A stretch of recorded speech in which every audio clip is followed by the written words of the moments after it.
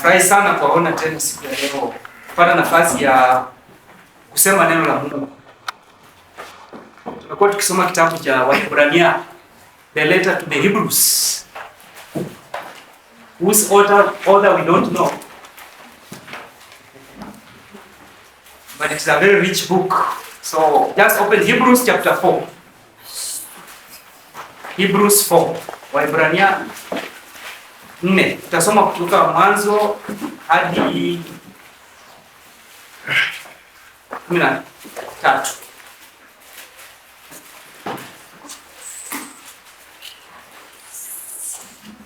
Therefore, while the promise of entering his rest still stands, let us fear, lest any of you should seem to have failed to reach it.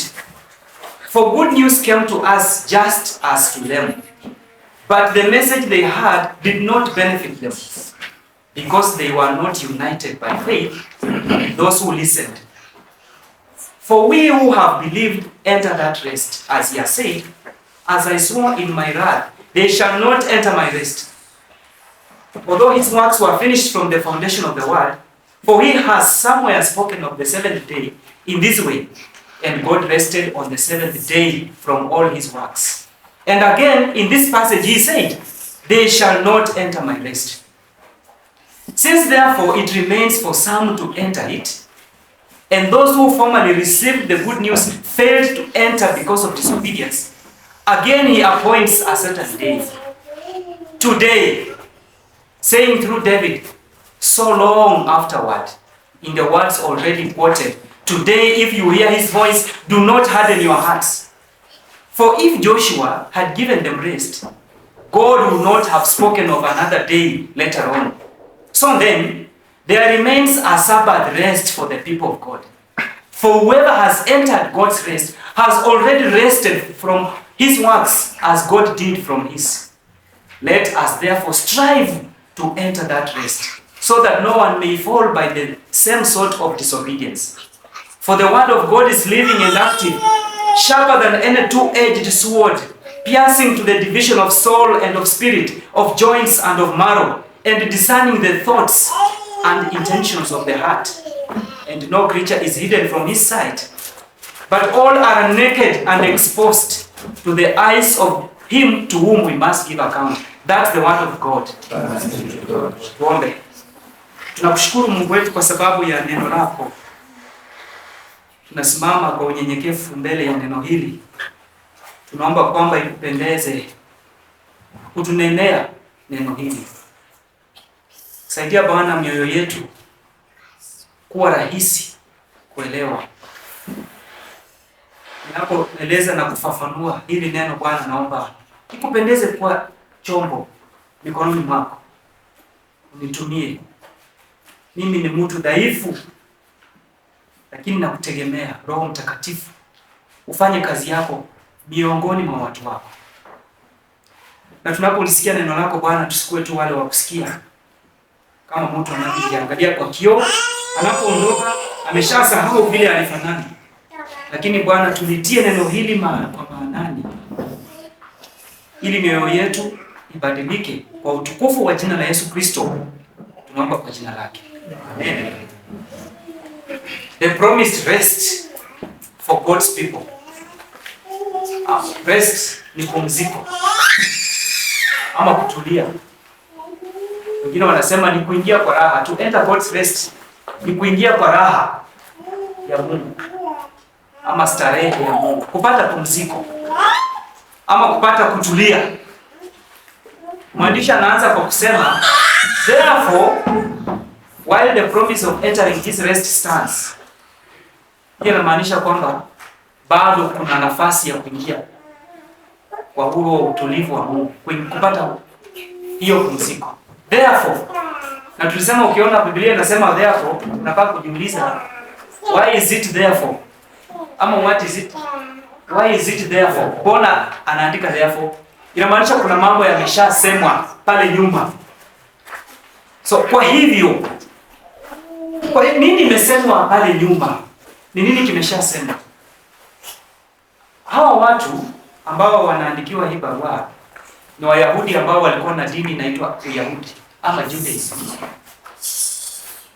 Na wamesikia Yesu Kristo akihubiriwa, lakini kuna tishio ya kurudi kwa mambo ya Uyahudi. There is a temptation to go back into Judaism and not believe. Na Mungu anawaonyesha mfano wa watu wake ambao hawakuamini. Aliwaambia ninawapatia nchi nzuri muingie. Lakini hawakuamini Mungu anaweza kuwapatia hiyo nchi nzuri. They did not believe.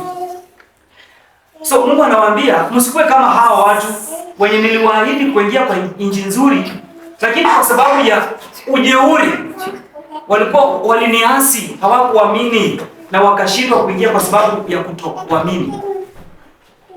So therefore means msikuwe kama hao, yale ambayo nishasema. Hao watu waliona miujiza ya Mungu. Miujiza, unasimama maji inatengeneza njia katika bahari. You can imagine seeing such a thing. Yet you can't believe God. Wewe unasimama unasema, watu walikuwa wajinga aje. How can you see bread? Chakula kinakuja kila siku asubuhi. Wanaenda wanaokota. They will get quails and also get manna. Walikuwa kila wakati walikuwa wanaona pillar of cloud and fire ikitembea nao kila siku. Walikuwa wameona miujiza ya Misri, the plagues. Mungu alifanya mambo ya ajabu, lakini hawakuamini. Wakati huu kuna watu wanasema kwamba nataka nione miujiza kidogo ndio niamini. Miujiza, kama utaona miujiza ya kweli, si labda hutaamini. You may not necessarily believe just because you have seen a miracle. It may just ignite more desire to see more miracles. Nataka kuona hivi. Sasa hivi naona. Jesus was not dishing out miracles like a magician. Wacha nikufanyie kingine shwa. Leo utalisha watu elfu kumi. Hamjawahi ona hii? No. It is not kusisimua watu. So these people saw miracles yet they didn't enter because they didn't believe. So miracles do not necessarily make people believe. In fact, if you want to see so that you can believe, that means you have no faith because you want to see first. Faith believes even in the absence of evidence. That's what faith is. It does not see. Hiyo ya kutaka kuona ndio amini, hiyo ni kukosa imani. Hiyo ni sight. Hiyo si faith. Hiyo tunasema ni sight. You want to see. In fact, faith trusts without seeing or experiencing. Tunaamini Yesu alikuja, akafa, anaishi, yuko mbinguni kwa mkono wa kulia wa Mungu Baba. Lakini hatujaona, lakini tunaamini. That is what faith is. You believe without seeing. We don't need to do something so that you can believe. These people saw many things, not even something, but they didn't believe. Faith believes what is promised. Faith does not ask for confirmation so that it can believe. That is not faith. If you have to confirm, you amini, hiyo si imani. So there is a warning in chapter 3. Na hiyo kuna onyo kali sana. Na hiyo onyo inakuja hadi kwetu. Inatuambia Mungu alikasirika na hao watu, alikasirika na akaapa. You can imagine God swearing. You know swearing means I swear, utaingia, I swear. You can imagine God swearing. When somebody swears, it's usually a very serious thing. Inamaanisha yani, there is no way I'm going against what I've said. I swear. And God cannot swear by a greater name than his own name. Mungu anaapa kwamba wenye hawakuamini hawawezi kuingia. So the warning is given to us. Wale kati yetu ambao wanapoendelea kusikia neno bado hawakuji kwa imani. Wanaambiwa mioyo yenu inaendelea kuwa migumu. Your heart is becoming harder. Every time you hear truth and you do not heed the call, your heart becomes hard. It becomes hardened by sin and sin's deceitfulness. Dhambi ni kitu inadanganya mioyo ya watu sana. Yaani dhambi ni kitu ya ukora. Inakudanganya. Inasema my sin is not the worst one after all. ama sio kama wale wengine. Mimi niko afadhali. You compare your sin and then your heart becomes harder. The more you go in further and further, ukiendelea kuingia, moyo wako unaendelea kuwa mgumu. We can redefine the terms, maybe say this is not sin, this is just a weakness. This is my grandfather's sin. Kwetu tunakuanga hivyo. In fact, you ain't seen nothing yet. Unaliona mimi mbaya ukiakutana na babu yako. I don't know why we hate on our grandparents. Tunawablame. We say it is kwetu tunakuanga hivyo, it's a family problem, and the devil uses that to make us even harder. Unasema hii nitawacha siku moja hii dhambi. Kuna siku nitawacha. In fact kuna dhambi kubwa kushinda hii ama ni kadogo. Ama unasema after all we are all sinners. Sisi wote ni wenye dhambi. Sasa what do you expect?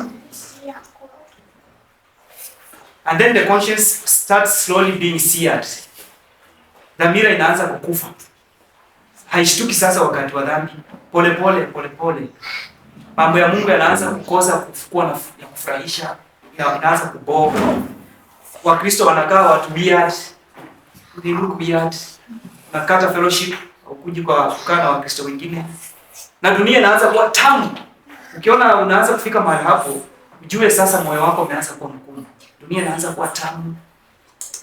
Kuja unafurahia. Vitu za dunia zinakuwa zinamata sana kuliko vitu za Mungu. Mbingu inakaa mbali. Hey, mbinguni iko mbali bwana. It becomes far and remote. God appears unreal and God's people look weird. Hapo sasa unapotea. A heart that is getting hardened by sin and by unbelief. When the voice of God, if the world becomes louder than the voice of God or the word of God, kuna shida. When we love religious things, but our hearts and lives are far from God. Where Jesus tells the Pharisees, these people worship me with their lips, but their hearts are far from me. Una worship Mungu lakini moyo hauko hapo. Ni kufanya tu. That's a heart that is getting hardened. We are excited by God's word, but we don't obey it. It does not change our lives. Tunafurahia neno la Mungu. Hey, that sermon was nice. But haitubadilishi hata ukitoka wapi ushasahau walihubiri nini. A heart that is no longer motivated. Haisusimuliwi na vitu vya Mungu tena. Huo ni moyo ambao umeanza kuwa mgumu. When we no longer trust God, depend on Him. Tukikaa kwa kanisa ni kuangalia tu makosa na criticize wale wengine, sio mimi. That is deceitful. Hapo ndio dhambi inatudanganya. Na tufai kucheza nayo, kwa maana inafanya mioyo inaendelea kuwa mgumu na tunasonga polepole mbali na vitu vya Mungu. Na wale ambao hawakuingia ni kwa sababu hawakuamini, na Mungu anasema tujichunge sana na huyo moyo wa kutoamini. Moyo ambao hauchukui neno la Mungu vile lilivyo, ahadi za Mungu. Sasa chapter 4 inaanza kwa kusema basi ikiwa ingalipo ahadi ya kuingia, there is still the promise rest, it still remains. Bado kuna hiyo ahadi. There is still the promise of rest. Bado kuna ahadi. Tuogope sana kwamba mmoja wetu asije akaonekana amekosa kuingia. Before I talk what chapter 1 is saying, maybe we want to appreciate, maybe we should appreciate what this rest is about.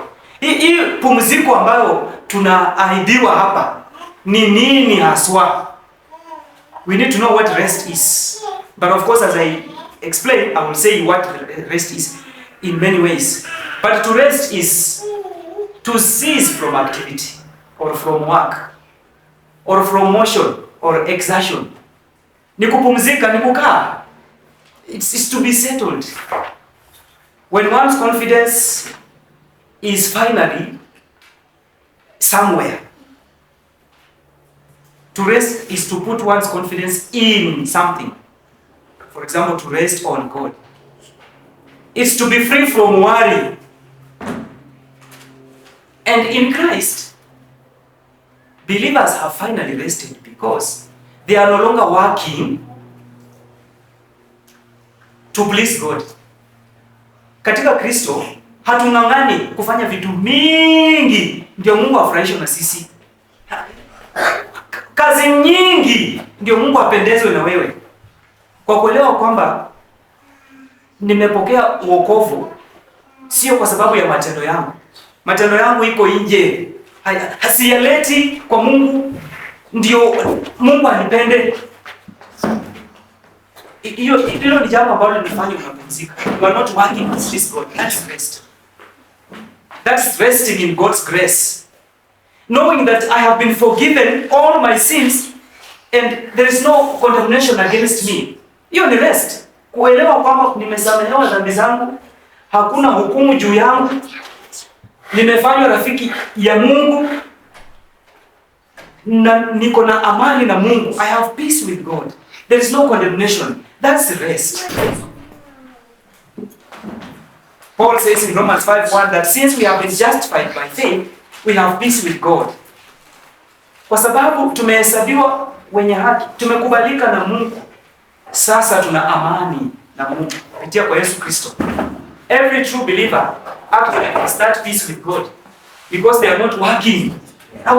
Hawaleti sadaka ndio Mungu akakubali. They are not trying to do something to please God. They have finally found rest. To rest means I finally get satisfied. I'm not seeking fulfillment from things.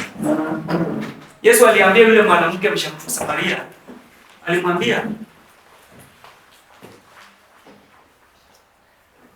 whoever drinks this water will thirst again, but whoever drinks the water I give them will never thirst. Hana tamaa tena. Yule ambaye atakunywa maji ambayo mimi ninampa hatakuwa na kiu tena. Kufika mahali ambapo sina kiu tena, nimetosheka. Hilo ni pumziko ambalo haliwezi kupatikana kwa kitu kingine isipokuwa kwa Mungu mwenyewe. That's why it is called the rest of God or God's rest. Alafu Yesu akaambia watu wake, mimi ndio mkate wa uzima. Yeyote ajaye kwangu hatakuwa na njaa tena. Yeyote atakaye niamini hatakuwa na kiu tena. Ametosheka.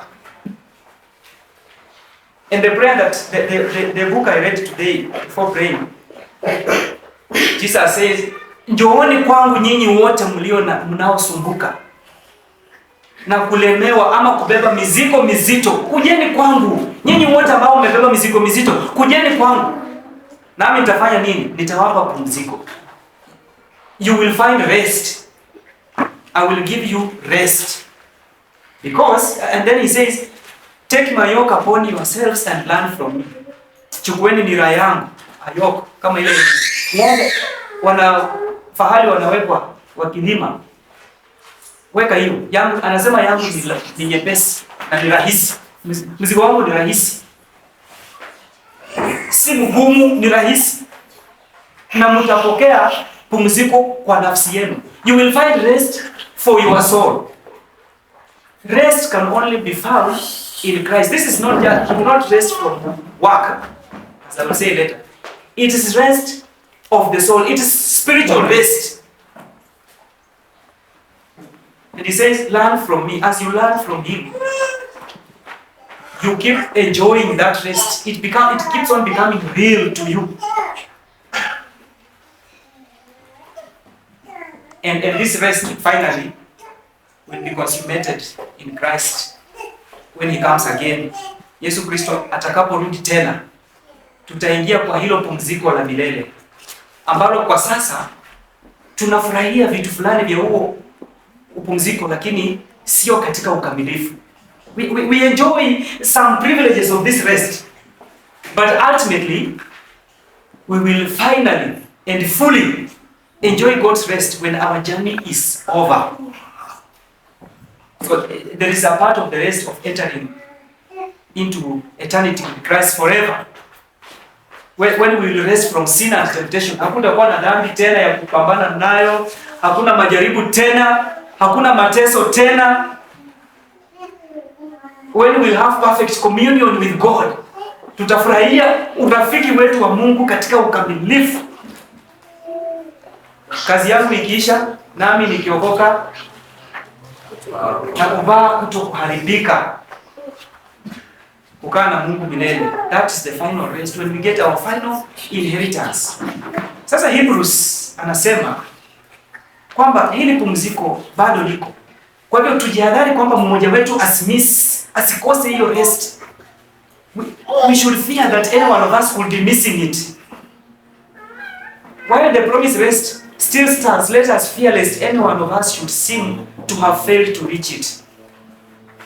So he's reminding the readers of the availability of the rest, or the continued availability, and warns against falling short of receiving it. Msiikose jameni, kwa maana bado iko. Msiikose. Msikuwe kama wale wenzetu ambao walihubiriwa, walipokea hiyo habari njema basi tu. Walipokea habari njema kama vile nyinyi mmeipokea, lakini haikuwasaidia kwa maana hawakuchanganya hiyo habari njema na imani. They did not mix. If you do not believe God, you will not enter his rest. You should be very afraid. Unafaa kuogopa sana. Na unafaa kuogopea wenzetu kwamba huenda wakakosa kuingia kwa sababu ya kukosa kuamini neno la Mungu linalosema njooni muingie nyinyi wote, mlango haujafungwa. You see, the idea of entering God's rest did not end with Israel. When Israel failed to enter, wale walikataa kuingia, Mungu akasema, I now give up, forget about it. Bado iko wakati wa Yoshua, anawaambia bado kuna kigeni. Na wakati hii barua inaandikwa kwa Waebrania, wanaambiwa nafasi bado iko. So God has still availed it. Hadi wa leo bado nafasi ya kuingia iko. It's available to the worst of sinners. Wale yule ambaye anajiona dhambi yangu ni kubwa sana sitaki kuingia. Yule ambaye ni mgonjwa ndiye anahitaji daktari, ama yule ambaye ana afya nzuri? Si ni mgonjwa. Kama unaona dhambi yako ni kubwa sana, basi wewe ndio tunataka. This hospital is meant for you. Christ is saying, I came not for the healthy, but for the sick. I have not come to call the righteous, but sinners. Sasa kama unaona wewe ni mbaya, basi wewe ndio unaambiwa nafasi bado iko. Ingia bwana. Wacha kusimama hapo nje. Wacha kumanga pale nje. Stop hovering at the door. Enter. And it is so unfortunate that you should fail to enter, because you fail to believe. Kwa maana hukumu ya Mungu itakuja. Kama hutaamini uingie, unafaa kuogopa, kwa sababu hukumu ya Mungu inakuja na mlango bado haujafungwa. But how do we get this? How do we enter this rest? Tunapokea hadi hili pumziko ambalo Mungu ameahidi watu wake. Tunapata aje hili pumziko? Anasema they did not enjoy the benefits of the rest because of unbelief. They did not mix the good news with faith. Hawakuchanganya hiyo habari njema ambayo walisikia na imani. Hawakuchanganya na imani, na hivyo ndivyo walikosa kuingia. Kwa hivyo tunaingia aje? Kwa imani, by faith. Very simple. The good news, we respond by believing. That's how you enjoy God's rest. Kusikia injili ya Mungu ikihubiriwa, hata kuijua, hadi unaweza kuisema, Jesus came to save sinners. Alafu unasema, he is our substitute. Lakini bado hauamini, haikusaidii. Ni bure kabisa. Kama unasikia lakini hauamini, haikusaidii. Hiyo tunaitanga head knowledge. It's just in the head. Kama hutaamini, hautachanganya na imani, basi hiyo haikusaidii. Wayahudi walikuwa wanajidai sana na sheria. They will really feel nice that they have the law. You know, we are the ones that Moses gave the law. We are the ones who have circumcision. Paul anawaambia kama hamutii hiyo sheria, hiyo circumcision yako haikusaidii. It is meaningless to to be prideful about your circumcision if you don't believe. It has been said that going to church does not make you a Christian any more than going to a garage makes you a car. Kusikia lakini hauamini. Kufurahia hiyo maneno yanafundishwa. Hiyo injili leo imegonga mzuri. Jesus came for sinners. But you are not receiving this Christ, putting your faith on him. Bado unaamini matendo yako kama njia ya kufurahisha Mungu. Unaona mimi si mtu mbaya. Basi ikusaidie kusikia. You only enjoy the rest by faith. James writes and says, be doers of the word, or not hearers only, deceiving yourselves. It does you no good just to hear but not to obey.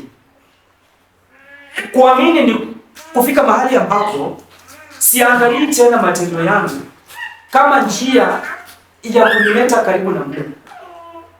Naweka uzito wangu ama matumaini yangu ya kusamehewa ama tegemeo langu la kusamehewa kwa kazi ya msalaba ya Yesu Kristo pekee. Hiyo ndio kuamini. Sijiamini tena. Leo naamini Yesu alinijia. Sasa namfuata. Kuamini kutakuja na kufuata Yesu. Sio tu kuongea. Kuamini kutakuja na kuweka mgongo kwa dunia. Dunia iko pande hii, inapokea mgongo wangu na nafuata Yesu. I forsake the world and start following Christ. That means I will forsake my sins. I will hate them. And when I fall in sin, I feel so bad because I now follow a different master. Kama ninasema ninaamini lakini bado sina tamaa ya Yesu, basi kuamini kwangu ile kuamini fake. Angalia vile anasema verse 3. Verse 3 anasema, for we who have believed enter that rest. Sisi ambao tumeamini tunaingia kwa hilo pumziko. That means every person who believes has already entered that rest. Kama unaamini Yesu Kristo, umeweka uzito matumaini yako ya wokovu sio kwa matendo yako lakini kwa Yesu. Umeondokea dunia, ulimwengu. Sasa unafuata Yesu Kristo. Umeondokea dhambi, kuipenda. Haimaanishi umekuwa perfect lakini uhusiano wako na dhambi umebadilika. Hauenjoy dhambi, hautaki. Kwa sababu unafuata Yesu. Kama umekuwa mahali hapa, basi wewe ushaingia kwa hiyo pumziko. Hautaingia siku nyingine, uko ndani. The way the Apostle say, uko ndani tayari. That means your salvation has been totally received. Umepokea wokovu kabisa kabisa. You are not on the way to receive, you have already received. In fact, verse 10 says the same thing. Whoever has entered God's rest, whoever has entered God's rest, meaning there are people who have actually entered. Those who have believed have entered. And God says, and I swear, and these ones are quoted from Psalms 95. David ndiye anaongea. That God swore, Mungu aliapa kwa wale ambao hawakuamini. Apart from Caleb and Joshua, hao ndio waliamini. Wengine wakasema sisi ni kama grasshopper mbele ya hao giants. Hao watu hiyo shamba tuwezi ingia huko. Mungu akasema akaapa hamtaingia. So there is still that have believed, have entered. They already enjoy these privileges.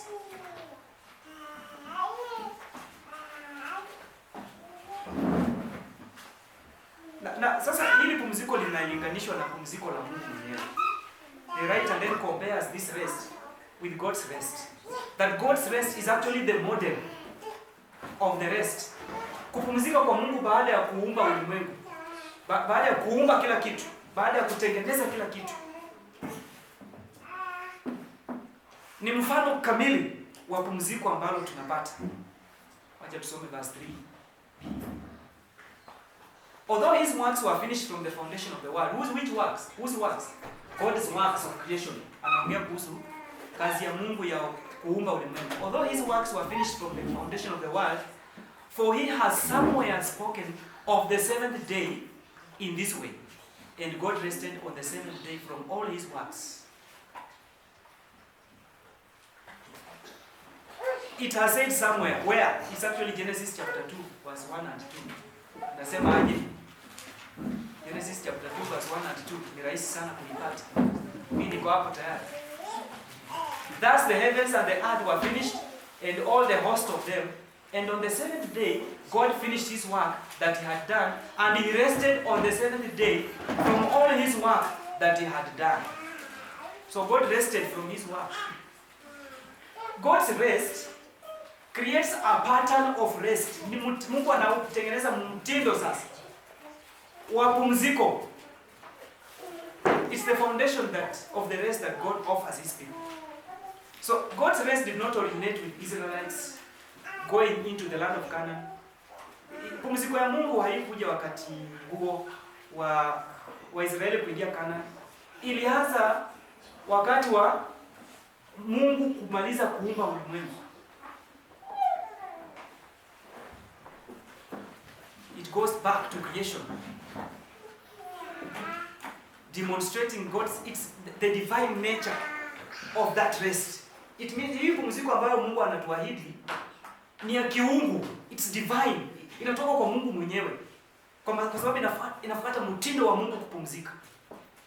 Kwa hivyo haina mwisho. It's an enduring, a rest that has enduring character, na inapatikana kwa imani. Creation rests on that rest. Leo ukisoma hiyo Exodus 30, was it 31 ama 32? The last part ulisoma kuhusu Mungu kupumzika na akaweka Sabbath. Do you know why we rest? There is something called Sabbath rest. It is a picture of that since God rested on the seventh day after creation, he rested. Sisi nazi pia tunapumzika siku ya saba ili iwe picha ya lile pumziko ambalo tutaingia milele. Na tena inaonyesha lile pumziko ambalo Yesu Kristo ametuingiza ndani. That's why Jesus is said to be the Sabbath. He is the Lord of the Sabbath. He is the actual Sabbath. Yaani wenye wako ndani yake washapokea pumziko. Jesus is the real Sabbath. It's in Colossians where the Jews will be told, the right listeners will be told, msihukumu wenzenu hapa kwa sababu ya siku ya Sabato. Kwa sababu hiyo ilikuwa picha, ilikuwa kama kivuli. Lakini Yesu Kristo ndiye mwenyewe. Ndio hiyo pumziko sasa. He is the final Sabbath, he is the actual Sabbath. Kwa hivyo Mungu kuumba ulimwengu na akapumzika, alikuwa anaonyesha kwamba watu wangu watapumzika pia siku moja. So he was setting a pattern, and that's why we meet on the Lord's Day, to celebrate the Sabbath as we look forward to the final rest that we shall enter. Adam was in the rest, but he forfeited the rest. Mwanadamu wa kwanza kuumbwa, aliondoka kwa sababu ya kiburi, kwa sababu ya dhambi, akaondoka, hawezi kufurahia hilo pumziko. And the Bible shows God's work to restore us to that rest. The Bible is about God restoring us to that rest. And those who believe have entered that rest. Kazi ya Joshua haikumaliza hilo pumziko. Nasema verse 6 and 8 nasema, since therefore it remains for some to enter, that means the rest is still available. Na kuna wenye wataingia. And those who formerly received the good news failed to enter because of disobedience. Hao ni wale Wayahudi, the Jews, the Israelites who say we can't go in. Hawangechukua neno Mungu kwa neno lake. Verse 8 sasa ndio nataka kusisitiza hapo. If Joshua had given them rest, God would not have spoken of another day later on. Kama Joshua angewaingiza katika hilo pumziko, basi hakungekuwa na ahadi ya kuwaingiza tena kwa pumziko. So Joshua did not accomplish the rest. Lakini si aliwapeleka Canaan. So how do you mean Bwana? Si aliwaingiza Canaan. Na umesema kwamba kuna wenye hawakuingia kwa sababu ya kutoamini. Kuna wale waliingia. Ile pumziko yenye Joshua alifikisha hawa watu Canaan haikuwa ile pumziko yenye Mungu alikuwa anapanga. Kulikuwa na pumziko ingine ambayo ingekuja baadaye. Ndio maana kama Joshua angewafikisha kwa ile pumziko lenye Mungu alikuwa amesema, basi hakungekuwa na pumziko lingine kuahidiwa baadaye. If Joshua had delivered the product, then there would not have been a promise of another rest. So Joshua only served as a picture of another rest that will come later. Joshua did not deliver the actual final rest, but his rest served as a picture of the ultimate rest. Kwa maana hata wenye waliingia Canaan, si bado waliendelea walipigana na watu wengine tena kuna wakati waliondolewa huko kwa sababu walifika huko tena wale walizaliwa wakakuwa na vichwa ngumu, Mungu akawatoa huko wakaenda kwa exile. They didn't get the rest. Kuingia this final rest that the Bible is talking about is now Christ's rest. The coming of Christ himself. Ndio maana wanaambiwa chungeni bwana msikose kuingia. Ndio maana Mungu mwandishi hapa amelinganisha Musa na Yesu. Akasema Musa alikuwa tu mfanyikazi kwa nyumba, lakini Yesu ndio mwenye nyumba. Joshua aliwafikisha tu Canaan, lakini hiyo rest yake ilikuwa ile kamili. It is not the perfect rest. It was only a symbol. It was only a picture. Otherwise David would not have spoken later on that today if you hear his voice, do not harden your hearts. That would not have been necessary. So that at the time of Joshua, at the time of Hebrews, the entering the rest was still open. The invitation was still open. Bado kulikuwa na nafasi ya kuingia. Tena leo, anasema leo mkisikia hiyo sauti. Which is, hiyo nafasi tena iko kwako leo, unaweza kuingia. The window of opportunity is still there and it is called today. Tuko tunaimba tukisema come to this area, make no delay. Tunasema it's urgent bwana, kuja leo. Ndio maana wanasema today. Do you know the name Joshua and the name Jesus is the same? The name Joshua and Jesus is actually the same. Joshua means Jehovah is salvation. Is it Hebrew or Greek? It's Yeshua. Yeshua. So if you call yourself Joshua, actually you call yourself Jesus.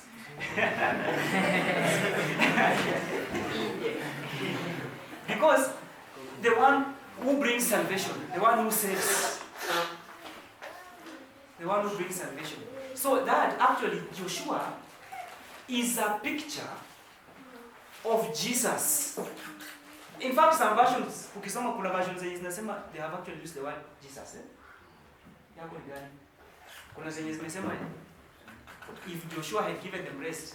Zingine zinasema if Jesus had given them rest. So if you don't know, you don't have that background, unaweza shangaa. Kama Jesus didn't give them rest, aje? Unaweza kuwa confused. In our day today, kuna injili nyingi sana za uongo ambazo zinaahidi watu kuingia kupata kutumia fulani. Wanakuambia if you just had Jesus is there to make you rich and healthy. And you know, the world and our sinful hearts lie to us that rest can be achieved in the achievements that we get in this world. Tunadanganywa kwamba kama naweza pata tu kama hiyo deal inaweza ingia.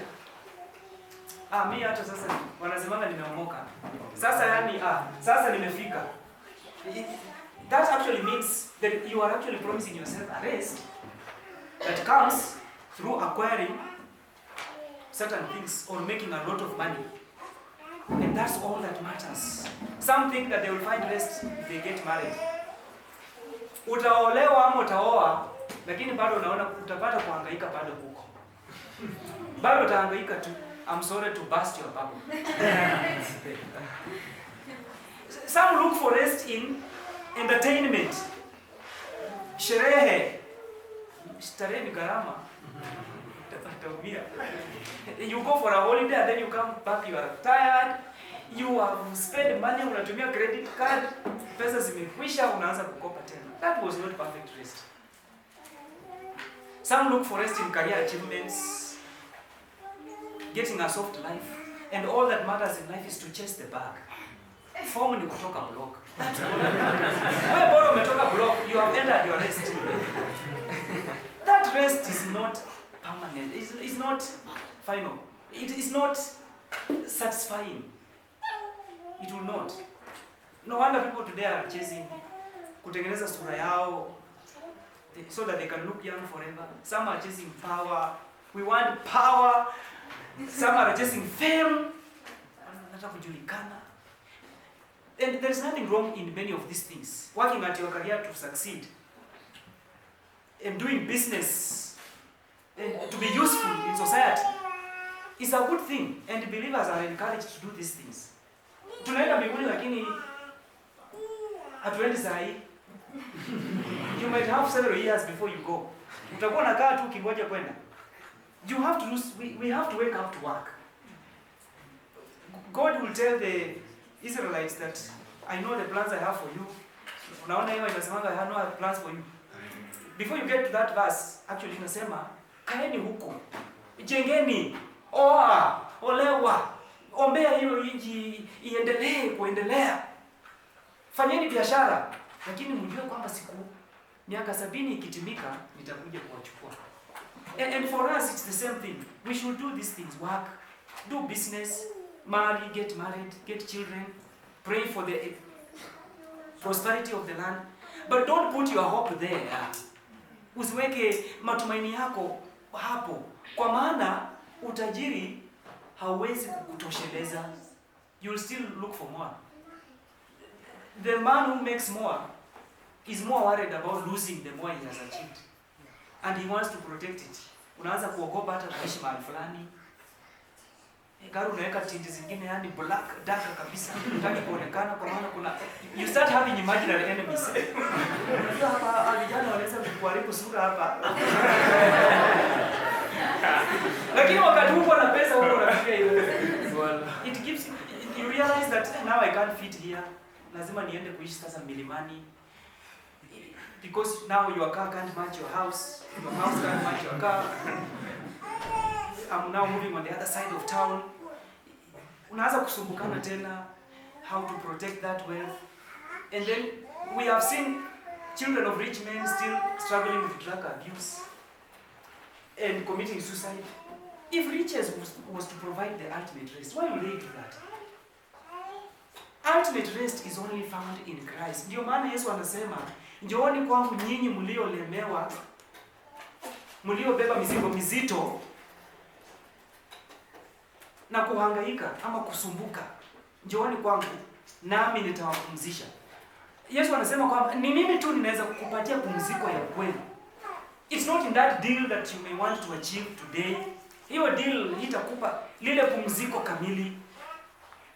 Climbing the career ladder is a good thing, but it will not give you the ultimate rest. It is St. Augustine of Hippo who says that you have made us for yourself, O Lord, and our hearts are restless until they rest in you. Mioyo yetu inahangaika ama inatangatanga, haina kutulia hadi ipate kutulia ndani yako. Hauwezi kupata raha kamili isipokuwa kwa Yesu. So young people, don't think that when you get that job and you utapata pumziko. There will just be another thing you want to chase. I usually call it post-achievement depression. After umepata kitu umefurahia kidogo, unaanza kuona sasa unaanza tena mbio. Post-achievement depression. Ultimate rest is not found in anyone or anything. It's only in Christ who gives you that ultimate rest. Our human condition has a lifelong longing for something that can give us fulfillment or satisfaction. There's always an emptiness in us that things can be satisfied or filled by money, nini ingine, possessions, positions, power, prestige, privileges, na gani ingine? The rest that God promises us is spiritual rest. Largely so, spiritual, not physical. We may enjoy some physical benefits in the world, those who have entered this rest. Kama kupumzika, usiku, kulala. That's rest. We may enjoy, believers can enjoy fellowship of each other and even provisions. Kama Mkristo mwenzako anaweza kusimamia mahitaji yako. That is enjoying God's rest. Privilege that you enjoy because of God's provision through another believer. Even resting from work, it is just a picture of the ultimate rest where we will rest from our labors completely. Tutapumzika kabisa. Recovering from an illness, whether it is from medical, watu wataki ile yenye ati daktari alimtibu nikapona. Nataka ile yenye nimekelewa mkono. Ndio Mungu amefanya hii ya madaktari si Mungu. Wewe waje hiyo. God's providence. Mungu alikufungulia njia upate chakula. Yaani lazima ikuje siri ifunguliwe ndio uone imetoka kwa Mungu. We are enjoying good things that God gives to us by his common grace. It's just a picture of the good things we will enjoy eternally.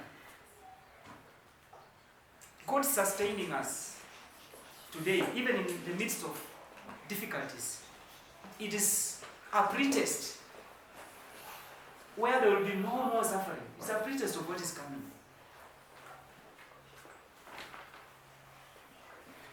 So in verse 10, verse 9 and 10, verse 9, so then there remains a Sabbath rest for the people of God.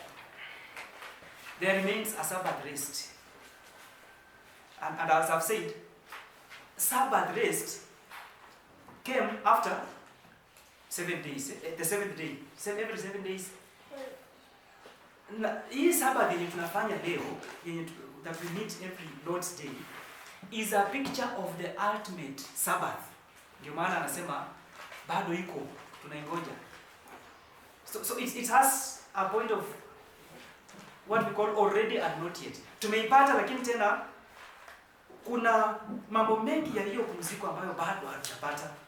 What we call here and not yet. So it has a future aspect. It is now and not yet. It's now and not yet. God's rest is future in its ultimate sense, though we enjoy aspects of it today. For example, knowing that I have Christ frees me from anxiety.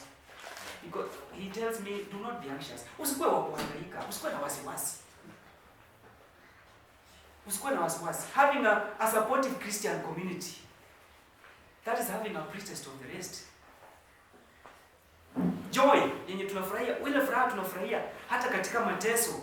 Hiyo kukutana the Lord's Day, it is a pretest of the rest, the test of the rest. Mbona Wakristo walianza kukutana Jumapili wala sio Jumamosi kama Old Testament? Because since Christ had come, they chose to celebrate on the Sunday because that was the day of the resurrection. We have now entered the rest. He has come. Our salvation has been accomplished. So it has a very serious significance. Hiyo kukutana Lord's Day. And they started calling it the Lord's Day.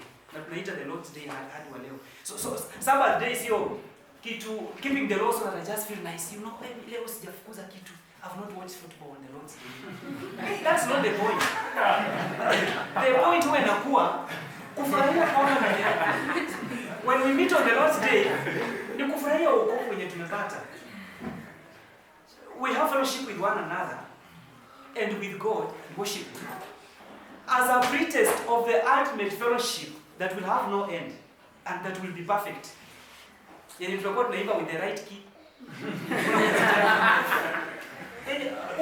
When you reach heaven, utafurahia. You will get a rest that you have never. It will melt all your sufferings. And every joy of this world will look very small. Yani itakuwa kitu kingine bure kabisa. The greatest joy that the world offers you will look like nothing in eternity. Yaani hiyo ndio nilikuwa nakimbilia. Kitu ya ujinga ndio nilikuwa nakimbilia. Hiyo dhambi. The rest that is promised is so much greater than anything good you have enjoyed. And any suffering you have endured in this world or you are going through cannot be compared with the glory that will be revealed. Huwezi kulinganisha. Ndio maana tunafaa kuishi kutamani. Kuishi kufikiria kuhusu umilele. We should have eternity in mind every day of our lives. So the Sabbath remains. It is coming when we shall cease from our works. 14 verse 10 says, whoever has entered God's rest has also rested from his works, as God did from his. Naona vile picha ya Mungu ya kupumzika ni picha ya kuonyesha lile pumziko lenye tutapokea milele. Na saa hizi tunaonja, tunafurahia mambo fulani ya lile pumziko lenye tutapokea milele. So there is a complete rest that waits, where we are told that whoever has entered this rest, whoever has entered God's rest has also rested from his works, as God did from his.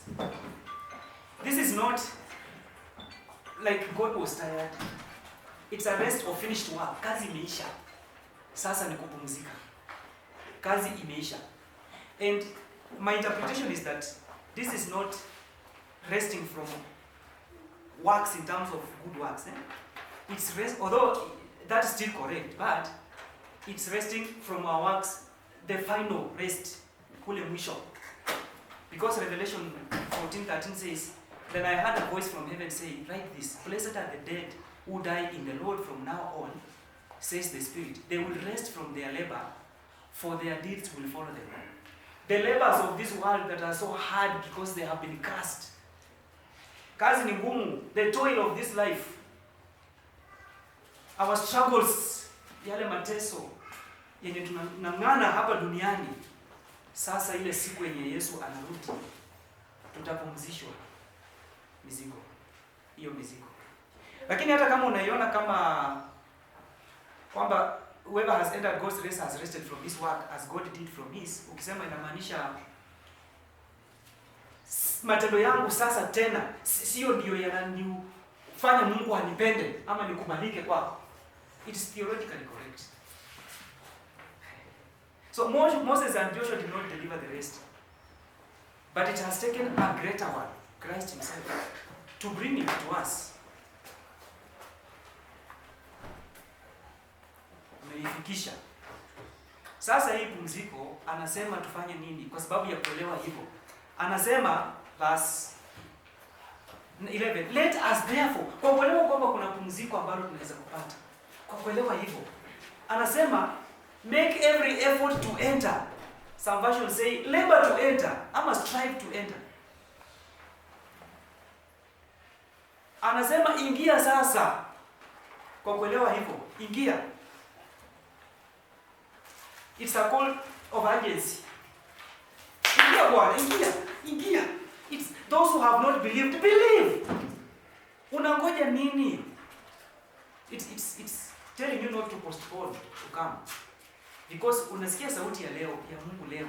Anasema ingia. Wewe unasema bado nataka kuwa kijana mzuri ndio nikuje. Basi haufai kukuja kwa maana hahitaji matendo yako ya uzuri wako ndio ingie. Hahitaji hiyo. Na ngoja nikuwe mzee kidogo ndio nikuje. Kwa nini? Kwa sababu nitakuwa mtu mzuri. Uzuri wako hauhitajiki. The striving to enter is an urgent call. Ingia, usichelewe, usikae hapo. Get in. Make every diligence to enter. Make sure usikose. It's a call to intense purpose and concern. Ya kusema, chukulia hivi vitu seriously Bwana. Uingie. Amini leo, sio kesho. And for believers, striving to enter is endelea kwa wokovu wako. It's a call to persevere. Endelea kwa wokovu wako. Continue working out your salvation with fear and trembling. It's not working for your salvation. No. It is an urgent call to continue in the faith, and those who have not to believe. Because if you don't, he finishes by saying, kama hautaki kuingia, mwenye hatataka kuingia, elewa kwamba neno la Mungu lina uhai na lina nguvu nyingi. Linapenya hadi kwa mfupa, kwa mafuta, linakata hadi ndani. Linafunua, linaweka wazi ama linatoa nje kile chenye kiko ndani. Na hakuna chochote unaweza ficha mbele ya Mungu. If your faith is fake, it will be exposed by God's word. Because the word of God is powerful. It's living. On that day, it will expose those who are fake and those who are true. Tunapenda kutumia hii verse sana. The word of God is living and active. Sharper than a double-edged sword. And you can use that to show how powerful and effective God's word is. But the context here is, God's word is able to reveal what is in the heart of a man, so that anyone who is a fake, who believes they have entered but they have not, anafikiria yeye ameingia, amestrive ameingia, kumbe hajaingia. One who has a false profession, anasema tu mimi ni Mkristo lakini hajaingia. Neno la Mungu lina uwezo na nguvu ya kuonyesha kama ni fake ama ni kweli, kama huyo mtu ni wa fake ama ni kweli. Neno la Mungu litaonyesha. Inaweza kuwa saa hizi, baadaye, ama siku ya hukumu, kwamba wewe ulikuwa fake. So you are being warned to enter, to strive to enter.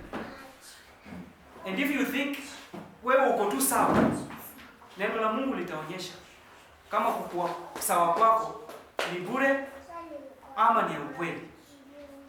It reveals what is in your heart. It reveals your motivation or your motives. It reveals the spiritual condition.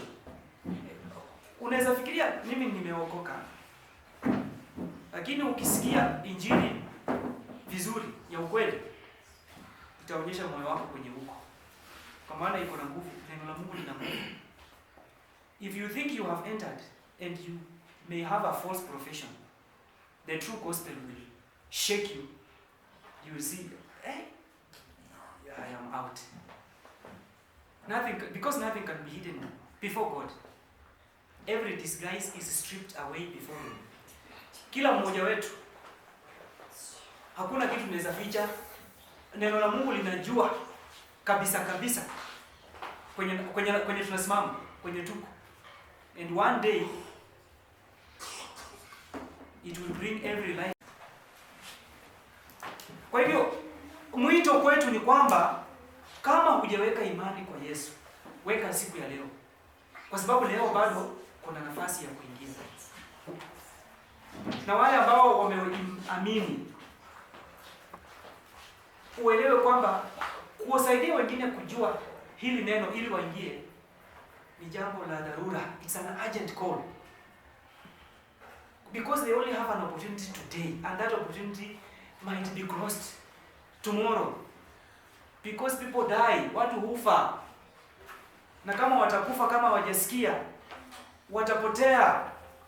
Wale wenye wako kwa familia zetu, ndugu zetu, dada zetu, ama baba zetu na mama zetu, kama hawajaingia, wajue kwamba hii neno ni urgent sana. Kwa sababu wana nafasi leo. Kila siku tunasema ni leo, lakini hiyo leo huenda kuwa jana, ishapita sasa. Why do believers not enjoy this rest? You have entered the rest because of your faith in Christ. But kwa nini wengi hawafurahii pumziko, wanatafuta vitu? It is because they are not learning from the Lord. He said, "Learn of me, for I am lowly and gentle in spirit." Mimi ni mnyenyekevu na mpole. Soma kutoka kwangu. You may not enjoy the rest if you are not spending time to learn from Christ, who He is, what He has done. Kama haukai kwa neno lake na kufurahia kuelewa chenye amefanya, una Wakristo wengine kukaa pamoja kwa neno lake na kukua, hautafurahia pumziko. Utakuwa unatafuta vitu za kukupatia kutulia. Vile tu dunia inatafuta hivyo vitu, hata wewe pia utakuwa unatafuta. Upate pumziko kwa pesa, kwa mali, kwa kazi yako. You can work hard at your job, but that is not where your ultimate rest is found. It will just make your life more convenient or comfortable, but it will not give you the perfect rest. Always look to Christ only.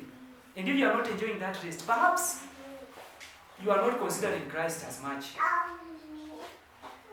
Haufurahii Yesu, haukai na yeye, kuongea na yeye.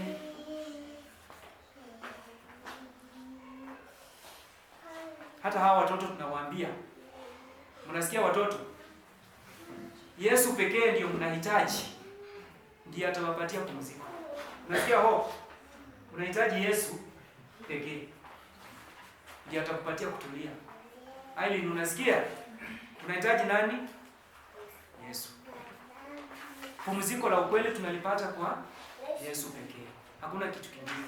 Acha tuombe.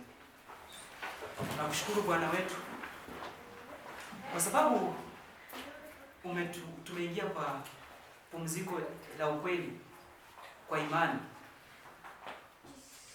Tusaidie Bwana kuelewa kwamba tunaweza pata kutulia hata kama kuna msukosuko na mawimbi kwenye tunakaa ama kwa maisha yetu, lakini katika roho tunaweza kuwa na kutulia kwa sababu tumeingia pumziko lako, kwa sababu ya kuwa na Yesu Kristo. Tusaidie Bwana kuelewa hili jambo, ili kwamba tujue Yesu Kristo ndiye mambo yote. Dunia inatudanganya kwamba tutapata pumziko kwa sura nzuri, kupata pesa nyingi, kuendelea katika kazi zetu, kukuwa na power na kujulikana sana na watu. Lakini tunaelewa leo kwamba pumziko la ukweli liko kwa Yesu Kristo pekee. Tusaidie Bwana, tuje kwa haraka kila siku kutulia. Tusaidie Bwana kuchocheana mmoja kwa mwingine kila siku kufurahia hili pumziko ambalo tumepata. Wale ambao hawajaingia kwa pumziko la Yesu Kristo, tunaomba Bwana uwashawishi mioyoni mwao, uwavute waje kwako. Wale ambao wana postpone siku ya kuja kwa Yesu, wasaidie kuelewa kwamba hawana siku nyingine ila leo, waje kwa haraka.